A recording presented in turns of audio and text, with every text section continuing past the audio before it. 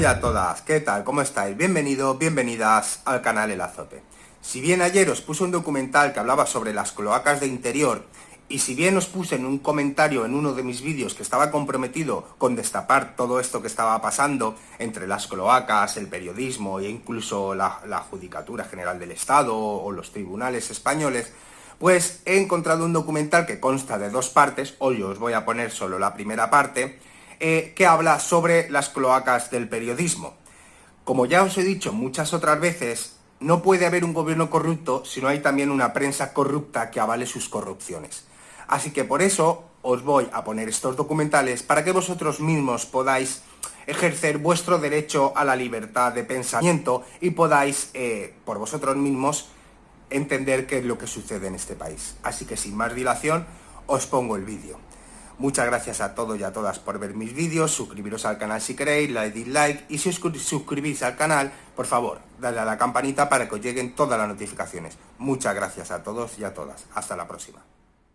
Periodistas, en sus manos está defender la democracia y la verdad. Son nuestros ojos y nuestros oídos en el mundo. Ellos vigilan al poder, pero ¿es posible ejercer el periodismo sin corromperse? El periodista tiene que saber que tiene que estar cerca del poder para poderlo controlar, pero no tan cerca como para ser atrapado por él. El periodismo español lleva años denunciando con éxito la corrupción en la política y en los círculos de poder. Pero ¿quién controla a los periodistas? El banco, desde arriba, se había dado la orden de que a los periodistas se les concedieran créditos a tipos de interés que no estaban en el mercado. Hay economistas que todo el mundo conoce y que salen en radio y televisión que les patrocina directamente un banco. ¿Se puede comprar la voluntad de un periodista? ¿Es ético que los periodistas acepten regalos de lujo de empresas sobre las que tienen que informar? ¿Tuvo que rechazar la oferta para el Mundial o no invitaron a Iñaki Gabilondo? Bueno, sí me invitaron. ¿Y lo rechazó? No fui. Con la eclosión de los medios digitales nace una nueva especie de periodista dedicado a la extorsión.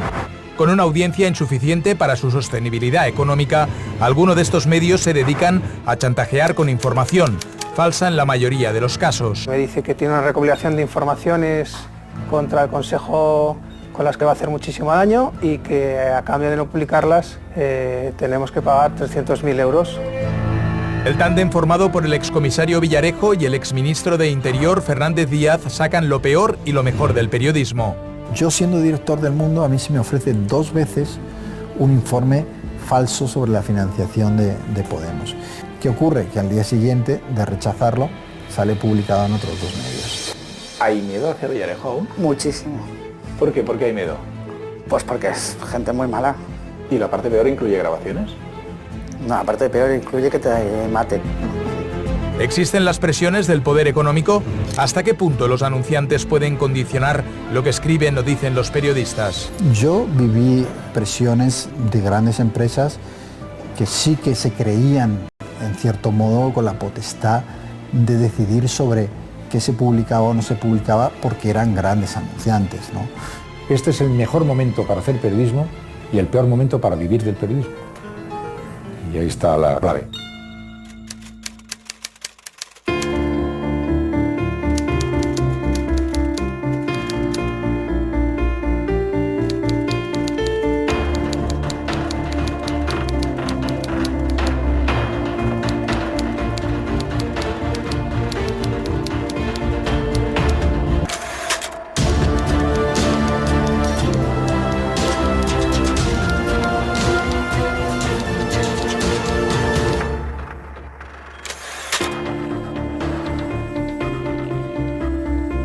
Junio de 2014, Mundial de Fútbol en Brasil.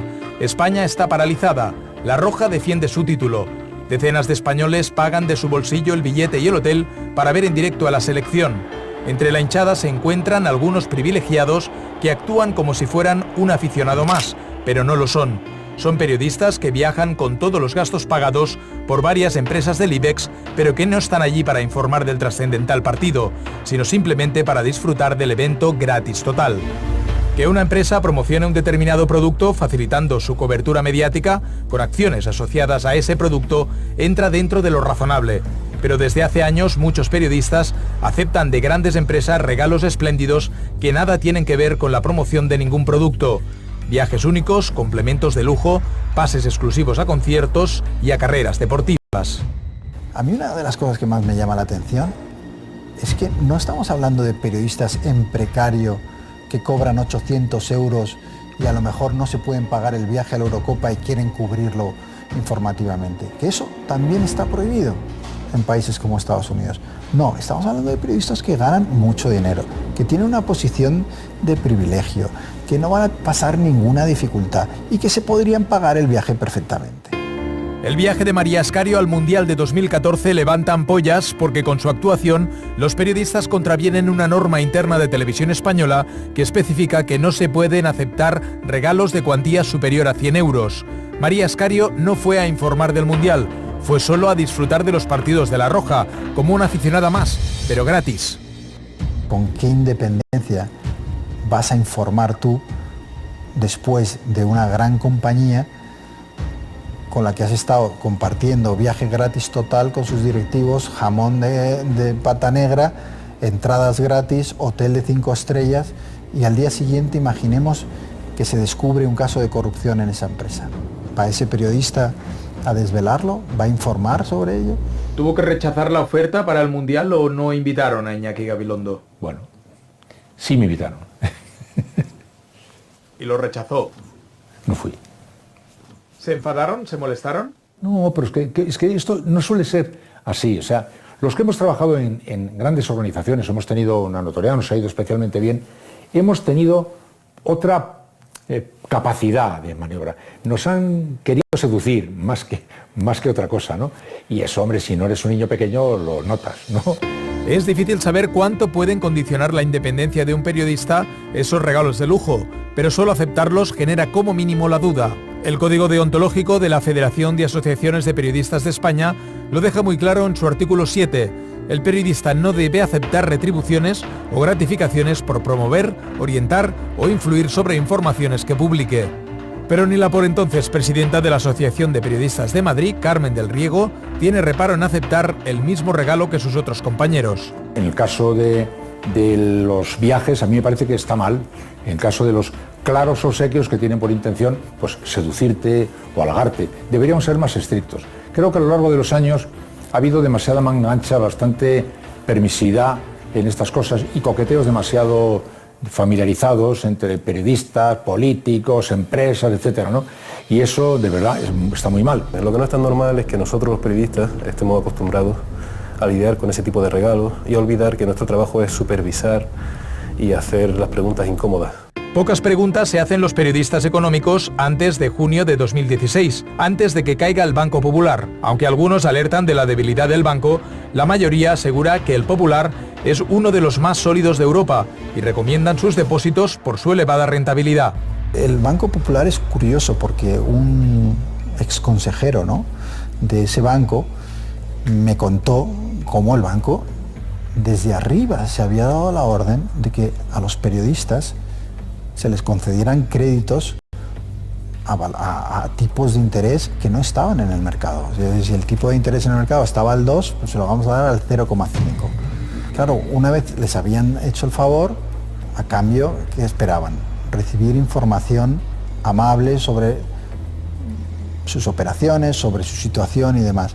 Oye, si resulta que para tu colectivo te dan unas hipotecas al 0,5 y tú hablas con las personas de allí y te dicen, no, bueno, esto está bien, o te piden el favor, oye, mira, no digas esto porque vas a generar alarma social, y te quedas así y dices, pero si determinado ministro y ministerio está sacando fondos el día anterior.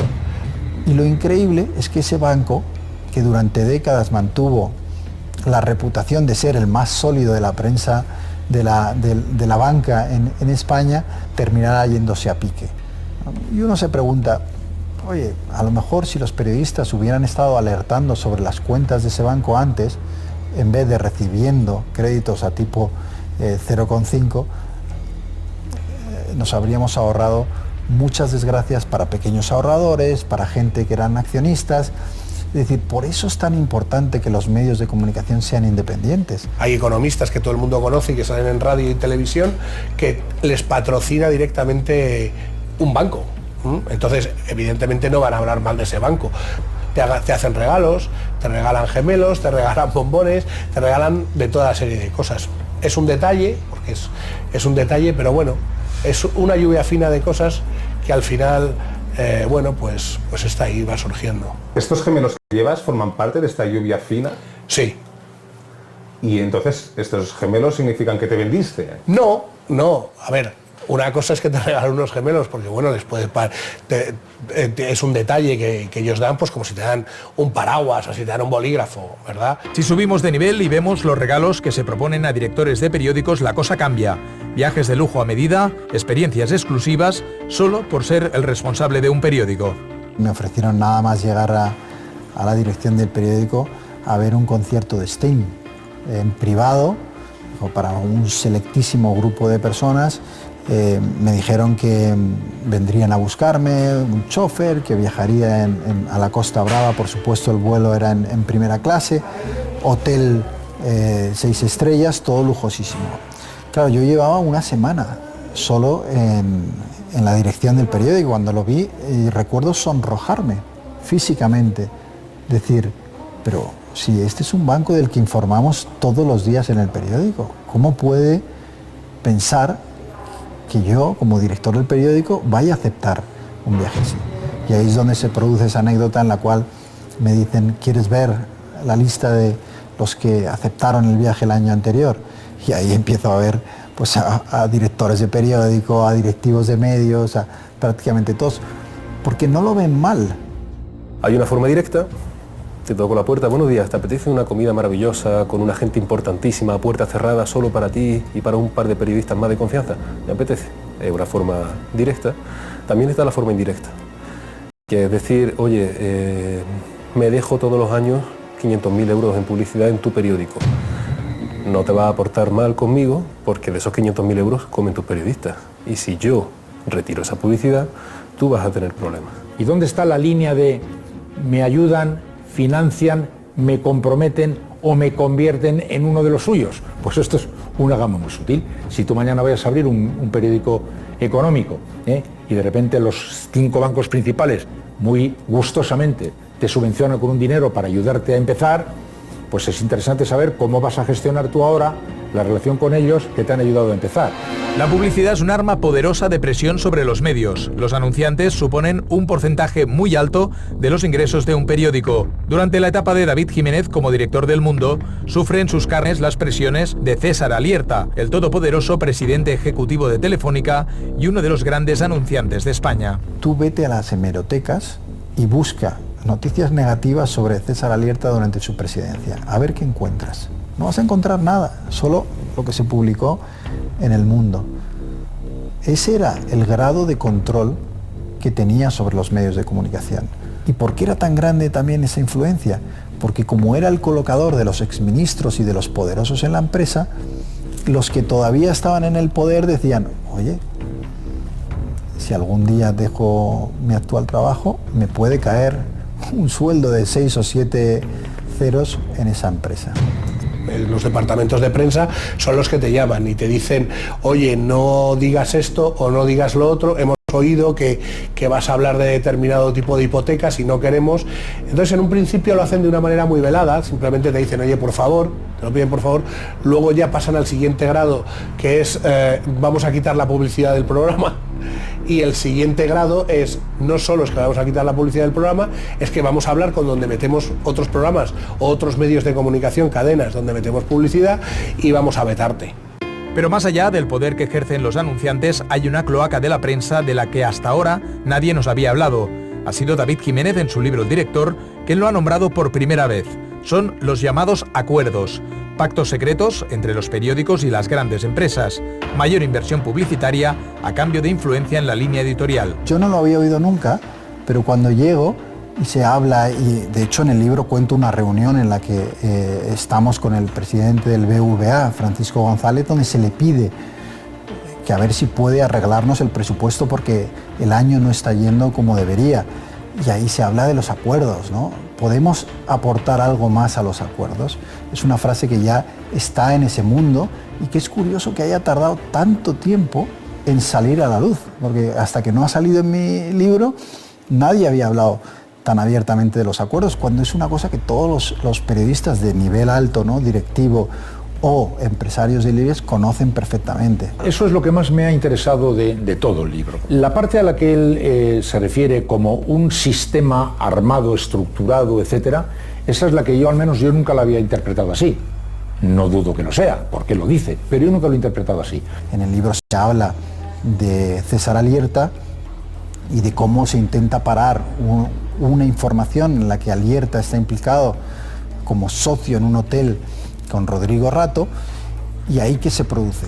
Se ponen en marcha los acuerdos. Es decir, oye, pero si yo te estoy dando más dinero del que te corresponde, si tu medio, yo le he entregado este año X millones cuando en realidad por audiencia le correspondería la mitad, por poner un ejemplo. Ahora te toca a ti cumplir tu parte del trato y no publicar esa historia. Si alguna cosa esconden celosamente las cloacas del periodismo, son las ingentes cantidades de dinero que las distintas administraciones destinan a periódicos y emisoras de radio en forma de publicidad institucional. Gobierno, autonomías y ayuntamientos tienen a su disposición presupuestos millonarios que utilizan para financiar especialmente a los medios afines. La publicidad institucional se utiliza de forma arbitraria, es decir, premio a los medios que me tratan bien y castigo a los que no. Hasta tal punto que El Mundo, por ejemplo, teniendo más audiencia que La Razón, y no sé si que la ABC, pero parecida, en Castilla-La Mancha, como Dolores de Cospedal se había enfadado con nosotros, nos dejó a cero. No recibimos durante años ni un solo euro en publicidad institucional porque la cobertura que hacíamos no era de su agrado. Mientras esos dos otros diarios competidores, tanto La Razón como la ABC, recibían grandes cantidades en publicidad. Pero otras veces éramos nosotros los beneficiados. ¿Qué medios reciben publicidad institucional? Es casi un secreto de Estado. A eldiario.es le cuesta 2 años averiguar cómo reparte el pastel publicitario Ana Pastor mientras está al frente del Ministerio de Fomento. Si vemos las radios en las que su departamento inserta publicidad, gana por goleada Federico Jiménez Los Santos, 28 euros por cada 1000 oyentes frente a los 8 que recibe la SER, la cadena líder. En prensa son el ABC y La Razón los más favorecidos por el reparto. Reciben más de 190 euros por cada 1000 lectores frente a los 83 que recibe El País, a pesar de ser el periódico líder en ventas y en lectores. El gobierno puede chantajear a los medios de comunicación si tú das esta información o si no relajas tu línea editorial o si publicas determinadas informaciones, te voy a cortar el grifo y ya no vas a recibir tantos ingresos por publicidad institucional. Esto es un peligro, claro. Aún es más escandaloso el reparto de la publicidad de Metro de Madrid durante la etapa de Esperanza Aguirre e Ignacio González, entre 2011 y 2015. La Razón se lleva más de 1 millón de euros y El País o El Mundo se quedan en apenas 50.000. El periódico de Maruenda recibe el doble de dinero en publicidad que el resto de medios juntos, pese a estar muy por detrás en lectores. En la radio sucede lo mismo. Radio Intereconomía, pese a ser una radio con una audiencia residual, consigue 334.000 euros en publicidad, 12 veces más que la SER. Bueno, también en Andalucía, cuando estaba el gobierno del PSOE, durante muchísimos años se ha utilizado la prensa institucional para premiar y castigar unos medios. No es una cosa del Partido Popular, es una cosa del poder político que tiene ahí un grifo y lo abre y lo cierra según te portes bien o mal. En el último año de Susana Díaz como presidenta andaluza salta el escándalo del abuso de la publicidad institucional. La oposición se queja especialmente por anuncios como este, que parece un anuncio electoral del PSOE en Andalucía. Andalucía es una comunidad estable política y económicamente que genera confianza. Crea empleo y atrae inversiones. 500.000 de parados menos en 5 años. Construyamos entre todas y todos la mejor Andalucía.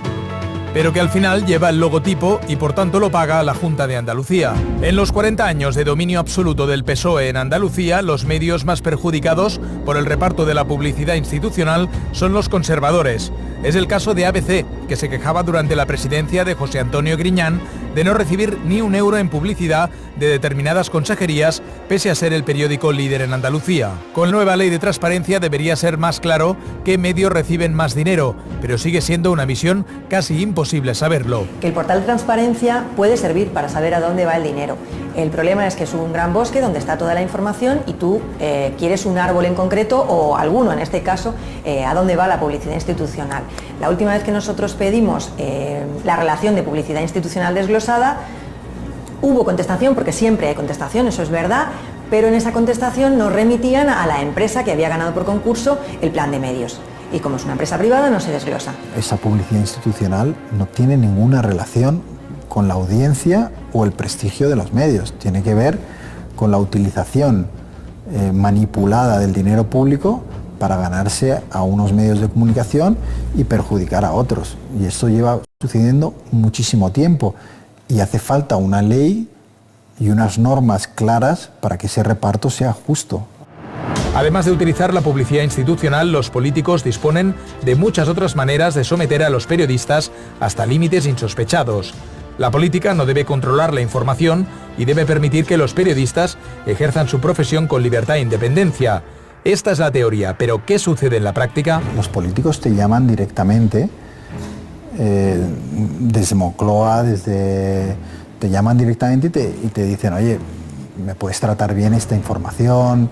No lo hacen de una manera tosca o agresiva porque eres el director de un gran periódico. Ellos lo que hacen es manejarse y presionarte de una manera sutil, ¿no? Luego, ¿qué ocurre? Que esos políticos son muy importantes para los grandes medios porque deciden las licencias de radio, televisión digital y demás. Yo, por ejemplo, no voy a comidas de trabajo con políticos. No voy a comidas de trabajo con políticos. Me pierdo mucha información, pero prefiero perder mi información para mantener un punto de independencia. El servilismo a los intereses políticos es tan feroz que convierte a muchos periodistas en auténticos hooligans. La crisis económica abona el terreno para que los políticos influyan sobre muchos periodistas que han perdido su trabajo o que han visto reducido drásticamente su sueldo. Las tertulias televisivas son una salida para ellos, pero a cambio tienen que someterse a las pautas que les dicta el poder político de turno. Las tertulias fueron una manera clarísima de controlar y manipular la opinión pública porque veníamos de un momento de gran crisis del periodismo. Una de las principales salidas laborales para muchos periodistas que habían perdido su trabajo eran las tertulias.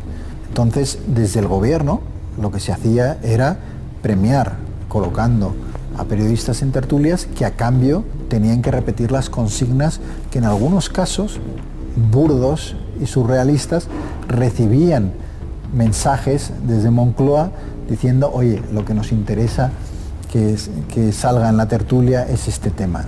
Y ellos lo repetían, ¿no?, como loros. En este afán de los políticos por controlarlo todo aparece un maletín con 180.000 euros. Son los años 90 y el destinatario es uno de los 4 radiofonistas más prestigiosos de nuestro país. Eso es lo que Luis Bárcenas le cuenta a David Jiménez. El propio tesorero del PP habría entregado personalmente el maletín. El objetivo es claro, ensalzar a José María Aznar para que gane las elecciones presidenciales. Yo en el libro no he puesto el nombre y si no lo he puesto es porque evidentemente no tengo pruebas de que ese maletín se recibió, ¿no? Yo sí cuento que Bárcenas me contó que ese periodista recibió ese maletín y si yo tuviera mañana, aparte de la declaración de Bárcenas, una prueba, ya fuera documental, un recibo, de que eso fue así, yo ese mismo día lo colgaba en redes sociales y confirmaba el nombre. Si lo hiciera sin esa confirmación, estaría haciendo todo lo contrario de lo que digo que tiene que ser el periodismo en mi libro. Cuando uno dice eso, tiene que poner el nombre. Porque los que hemos sido radiofonistas medianamente destacados, pues quedamos inmersos en la bolsa. Digo, vamos a ver, si eso ha pasado, necesitamos que digas quién ha sido. Primero, porque eso se denuncia de verdad cuando se dice lo que se está denunciando. Y en segundo lugar, porque haces un disparo de ametralladora un poco ahí, en barrida, y de, oye, perdona, aquí nos está tocando esto a todos, ¿no? Comprar a periodistas a veces no resulta tan caro. La sutileza es la clave para no levantar sospechas, como sucede con la candidatura de Madrid 2012 a los Juegos Olímpicos. La reina Sofía encabeza la delegación española en Singapur. Se acerca el momento decisivo. Madrid compite con 4 pesos pesados: Londres, París, Nueva York y Moscú. Las expectativas son máximas y la delegación española está convencida de su victoria. Allá hubo una inundación de dinero. Además, la candidatura se articulaba por medio de una fundación que se supone y es sin ánimo de lucro, pero que su principal aportación era a través del ayuntamiento. La cantidad de cientos y miles de euros que al mes se llevaba las personas encargadas de desarrollar esta candidatura, la primera, la que se decidió en Singapur. El Ayuntamiento de Madrid realiza un importante desembolso para facilitar su cobertura mediática y cubre los gastos de desplazamiento y de alojamiento a más de 100 periodistas en Singapur.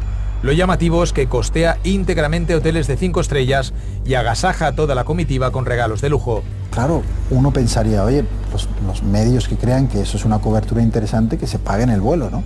Pero claro, la sorpresa fue cuando no era el vuelo. Es que les pagaron un hotel de 5 estrellas en el que yo me alojé, pero pagando ese dinero lo pagó el periódico. Y luego, me recuerdo estar en esa conversación, me dice, bueno, oye, yo veía que todos llevaban el mismo reloj, un reloj estupendo. Digo, joder, qué casualidad que a 120 periodistas les guste el mismo reloj. Y es cuando uno de los compañeros que habían venido me dice, pero tú no te han dado el tuyo. Dice, esto nos lo han dado a todos de regalo, ¿no? Ir a una rueda de prensa y que me regalen un reloj de lujo, eso no es normal. O sea, me pueden regalar un bolígrafo, me pueden regalar una camiseta o me pueden regalar una bolsa súper chula para el fin de semana. Bien, vale. Un reloj no es necesario. La cuestión es si tú lo coges o no lo coges. Claro, piensa luego en la rueda de prensa que se produce donde se presenta la candidatura de Madrid. Y es muy interesante si alguien va al vídeo de aquellos días y ve las preguntas que se hicieron, porque yo sentía sonrojo, porque claro, todas las preguntas eran qué maravillosa presentación ha hecho Madrid. En primer lugar, quiero darle la enhorabuena, felicitarle por la exposición que el alcalde de Madrid ha hecho de la candidatura española, por supuesto a todos los integrantes de la delegación española que han participado. Bien, gracias por sus consideraciones iniciales. Quería preguntarles, sin duda los que hemos estado presentes siguiendo las distintas presentaciones, la de Madrid sin duda ha sido extraordinaria. Y todos los periodistas estaban absolutamente convencidos de que Madrid iba a ganar y no hacían más que decirlo en sus reportajes. Pero todos habían hecho un viaje a Singapur, gratis total, pagado por el contribuyente, porque el Ayuntamiento de Madrid había decidido que fuera así. Y porque el Ayuntamiento de Madrid quería que esa cobertura fuera tan amable como fue. A mí me produce vergüenza, ¿no?, cuando veo que los periodistas, por absolutamente nada, ¿no?, por un viaje o por cualquier cosa, son capaces de condicionar su trabajo. Y gracias a ustedes, gracias a los medios de comunicación que han sido generosos, extraordinariamente generosos. La crisis económica se ceba especialmente con los periodistas y esto se nota en las cloacas, que encuentran en Internet un gran caldo de cultivo. El cambio de modelo en los medios de comunicación sacude al periodismo. Tiene que competir con un tío que hace un clic y te da la noticia, ha puesto en crisis naturalmente a todo el periodismo escrito. Y entonces los medios de comunicación han empezado a provocar eso que hemos visto: paro en canteras industriales, salarios de miseria, contratos basura, pues enviados especiales suprimidos, corresponsalías cegadas, sustituir el reporterismo por el síguelo por la pantalla, etcétera, etcétera. La eclosión de los periódicos digitales y su dificultad para subsistir trae consigo un nuevo modus operandi de algunos medios de comunicación para captar publicidad: la extorsión. Dos empresarios, dos directivos de un gran banco se me quejan de que están constantemente pagando mordidas publicitarias a digitales, porque no estamos hablando de uno u otro, estamos hablando de decenas de medios digitales que durante los años más duros de la crisis vivían del chantaje, es decir, de ir a esas empresas a decirles: nosotros te ofrecemos que pongas publicidad y a cambio tus directivos van a dormir tranquilos, no les vamos a molestar. Una víctima de este modus operandi es Íñigo Lapetra, director de comunicación del Consejo General de Enfermería de España. En este caso el chantaje lo hace el director del portal digital PR Noticias, Pedro Aparicio. Un día recibo un mensaje de Pedro Aparicio donde me dice que quiere, en principio quería verse con el presidente del Consejo General de Enfermería. Y luego pues insiste y al final dice que conmigo, muy enfadado. Entonces pues me cita en su despacho y me dice pues que tiene una información terrible contra nosotros. Y bueno, pues me dice que tiene una recopilación de informaciones contra el Consejo con las que va a hacer muchísimo daño y que a cambio de no publicarlas tenemos que pagar 300.000 euros. Todavía desconcertado ante el chantaje que está recibiendo, Íñigo Lapetra consigue activar la grabadora del móvil sin levantar sospechas. Mira, los cauces de entendimiento son los siguientes. Me das 300.000 euros, se lo dices así a tu jefe, para saldar los 10 años que me lleva tocando la polla. Así de claro. Y eso lo facturo con 6 sociedades distintas. Eso para que me deje de tocar la polla. Le doy el informe y no quiero saber nada más de él. Así de claro. No quiero nada más. ¿Te interesa? El acuerdo. Mira, estas 6 sociedades te van a girar 50.000 euros cada una. Esta por este concepto, esta por este y esta por este. Cuando pagues ya hablaremos. Y por supuesto, tienes mi garantía de que me corto los cojones de que nunca hablaré de este tema. Con la grabación como prueba, el Consejo General de Enfermería de España e Íñigo Lapetra no acceden al chantaje y denuncian al director de PR Noticias, Pedro Aparicio. Pero las represalias no se hacen esperar.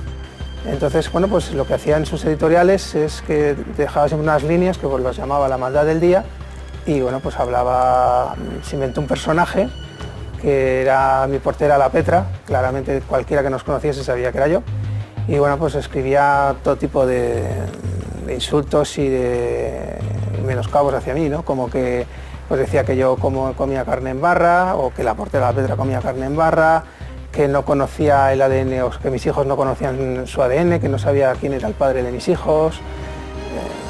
Muy desagradable, ¿no? El director de prnoticias.com es condenado penalmente a 4 meses de cárcel como autor criminalmente responsable de chantaje y a una multa de 5.500 euros.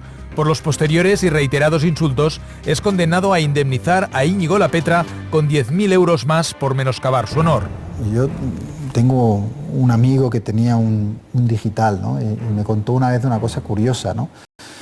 Lo había hecho a la inversa, es decir, el periodismo de chantaje no era lo suyo, es decir, ir a una empresa y llamarla y decir o me pones publicidad o te voy a dar un golpe con alguna historia comprometedora, y lo hizo al revés. Lo que hizo fue empezar su digital dando una gran leche a una empresa del IBEX, sabiendo que un mes después la iban a llamar.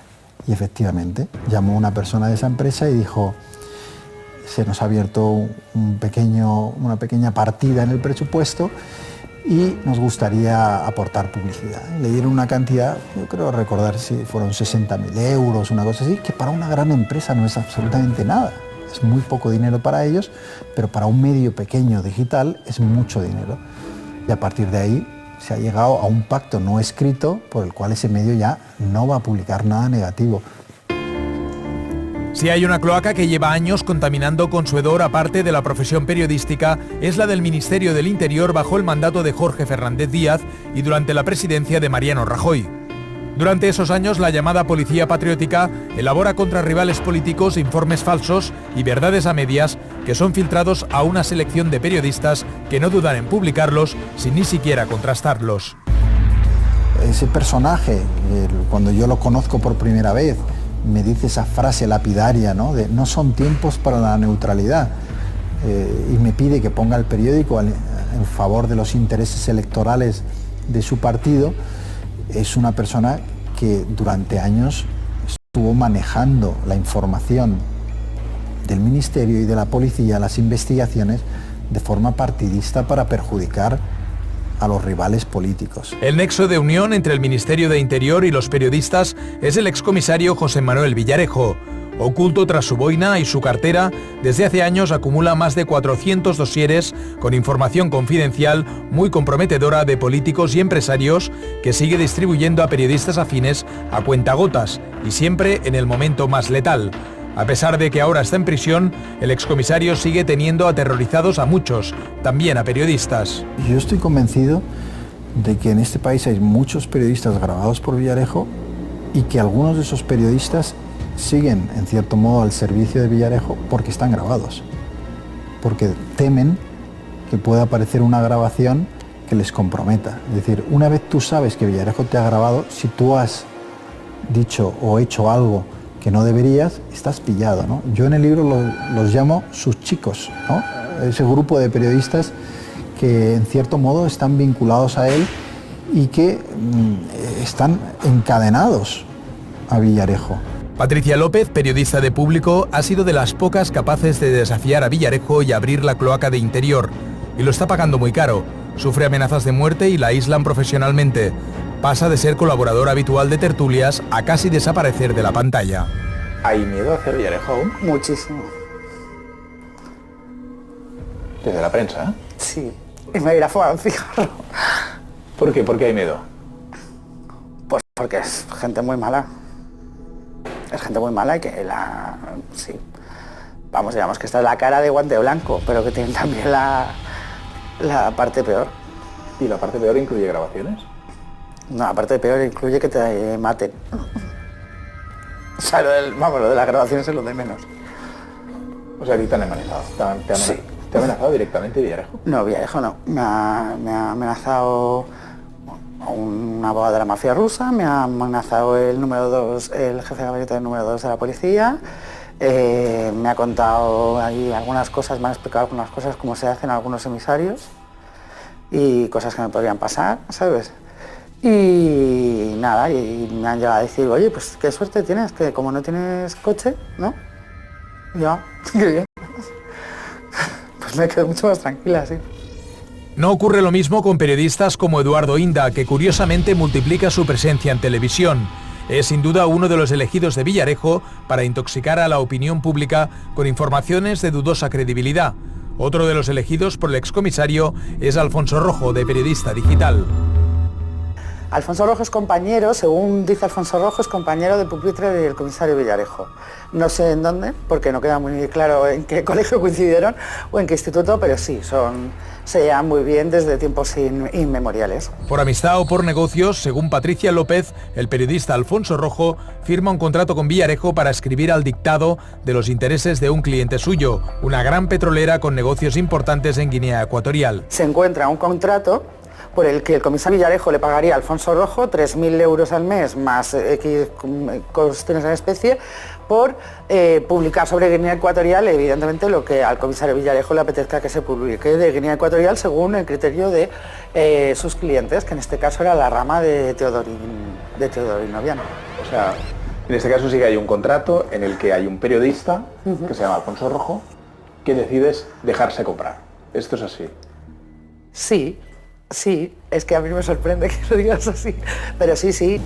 A mí no me extrañaría que en los próximos meses veamos a periodistas pasar por los juzgados, ¿no? Ya se está investigando y yo creo que podría ocurrir que algún periodista en algún momento terminara en prisión porque, bueno, hay serios indicios o rumores que pueden convertirse en indicios que se están investigando ya en la justicia sobre la participación de periodistas que han cobrado de Villarejo o que en ciertos casos han aceptado informaciones fraudulentas sabiendo que lo eran para perjudicar a enemigos del gobierno. Hace solo unas semanas la policía irrumpía en la redacción de OK Diario de Eduardo Inda para requisar toda la información procedente de un móvil robado a una colaboradora del líder de Podemos, Pablo Iglesias. El hilo que une al comisario Villarejo con Eduardo Inda es muy corto. Muchas de las exclusivas que publica a lo largo de su carrera llevan el sello de las cloacas y su publicación suele coincidir con periodos electorales o de máxima tensión política. El caso más claro es el llamado Informe Pisa, Pablo Iglesias, Sociedad Anónima. Este supuesto documento policial afirma que el gobierno de Irán había financiado al líder de Podemos y a su entorno para lanzar su carrera política. La noticia la publica OK Diario en enero de 2016, días después de que Podemos se convierta en tercera fuerza política de España y aspire a ser el socio de gobierno del PSOE. Ellos les pasan un presunto informe de la UDEF, pero que el periodista sabe perfectamente que no es un informe de la UDEF porque ha visto 1000 informes de la UDEF de verdad en los sumarios. Y dice, bueno, pero como yo soy el súper amigo del comisario, me ha dado el borrador y tal, no se queda así, ¿no? Para quedar muy bien. Y entonces coge y se lo escribe, sin poder confirmarlo con nadie, claro, porque todo es muy secreto. Pues es un informe que se fabrica para perjudicar a Podemos. Yo, siendo director del Mundo, a mí se me ofrece 2 veces un informe falso sobre la financiación de Podemos. Y mi respuesta en ese momento es, yo no sabía que era falso. Bueno, gracias por el informe, ahora nosotros vamos a hacer nuestra investigación. Dice, no, esto es para que lo publiquéis mañana. Y digo, no, yo no voy a publicar un informe que me viene de una fuente de la que me tengo que fiar así, sin que mis periodistas antes hayan hecho su investigación. ¿Y qué ocurre? Que al día siguiente de rechazarlo sale publicado en otros 2 medios. Una vez lanzada la noticia, enseguida se expande por los demás medios sin que ninguno de ellos lo cuestione. Digitales, programas de televisión y de radio la replican inmediatamente para alimentar el debate político ya convertido en un gran show mediático. Aunque el informe no reúna los mínimos criterios de credibilidad, ya es imposible detener su difusión. La lucha por la audiencia en radio y televisión y los digitales deja de lado la confirmación de los datos. Todos los medios, sin excepción, con la complicidad de los periodistas, amplifican la mentira. El propio Eduardo Inda reconoce en una conversación telefónica a Patricia López que la misma fuente que le ha entregado la información es la que le ha ordenado cuándo debe publicarla. Una operación de cloacas en toda regla. Eso ya, el informe existe, el informe lo tengo yo, vamos. Y lo tengo hace bastante tiempo, ya te lo digo. Vale, pues nada, era eso lo que quería confirmar. El informe yo lo tengo hace 2 meses y medio, así, 3, a lo mejor son 4, pero vamos, yo creo que muchísimo antes de las elecciones, vamos.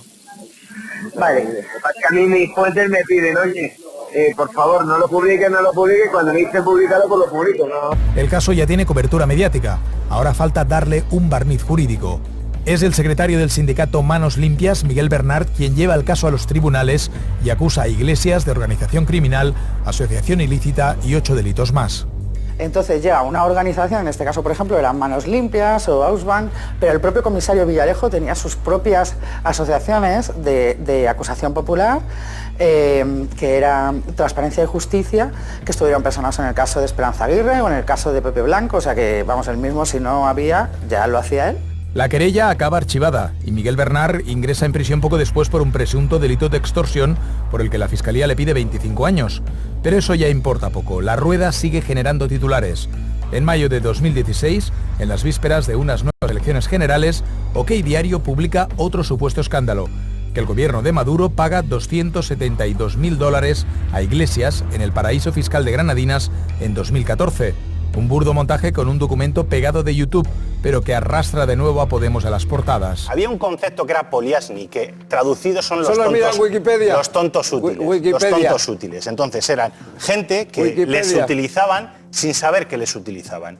Entonces hay 2 opciones, porque esa brigada político-mediática que se ha constituido, construyendo noticias falsas para atacar a enemigos políticos del Partido Popular. Eduardo, quiere decir. Eso funcionaba. Es una evidencia que Eduardo Inda estaba en esa brigada porque era un agente. Hay 2 opciones. Una, que lo supieras. A lo mejor es tu madre. Será tu madre tonta útil, que lo supieras. No, por Dios. O que no lo supieras. No, si lo sabías, tonto útil. No, si lo tú di lo que tú quieras. Déjame acabar. Yo lo que digo es que tonta útil será su madre o tonta útil su padre. Que supieras que formabas parte de esa brigada político-mediática, que lo supieras, por lo tanto eras conocedor y partícipe de esa trama, o que no lo supieras. En junio de 2016, Eduardo Inda publica una captura de pantalla de un chat interno de Podemos en la red Telegram. En una conversación con Juan Carlos Monedero, Pablo Iglesias se refiere a la presentadora de televisión española, Mariló Montero, con la frase «la azotaría hasta que sangrase», y también se presenta como un macho alfa. En esta ocasión no se duda en ningún momento de la veracidad de la información, que deja en muy mal lugar al líder de la formación morada, pero sí se empieza a cuestionar cómo se ha obtenido esa captura de pantalla. ¿Qué pasa? Como se lo dan a Inda, pues Inda se crea, no, esto lo dan desde dentro de Podemos porque hay una conspiración y no sé qué y tal. ¿Qué pasa? Que toda esta idea de la conspiración me la han dado desde dentro de Podemos, no es que la otra tenía un ataque de cuernos, no sé qué, porque se ha hecho, vamos, todas las barbaridades del mundo. Todo empieza aquí, en un centro comercial de Alcorcón, en noviembre de 2015. Dina Bouselam, asesora de Pablo Iglesias en el Parlamento Europeo, está de compras cuando le roban el teléfono móvil. La tarjeta de ese móvil contiene una ingente cantidad de información, fotografías, chats y los datos bancarios de Pablo Iglesias. 2 años después, esos datos aparecen en casa del comisario Villarejo durante un registro. ¿Cómo llegan hasta allí?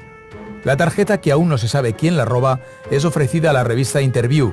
Quien la recibe es Alberto Pozas, director de la revista en ese momento. ¿Qué pasa? Cuando tú revientas esa tarjeta, pues de repente ves que hay una chica que tiene unas fotos, ¿sabes? Pues más cariñosas o menos cariñosas con una persona que ellos se creen que es Pablo Iglesias.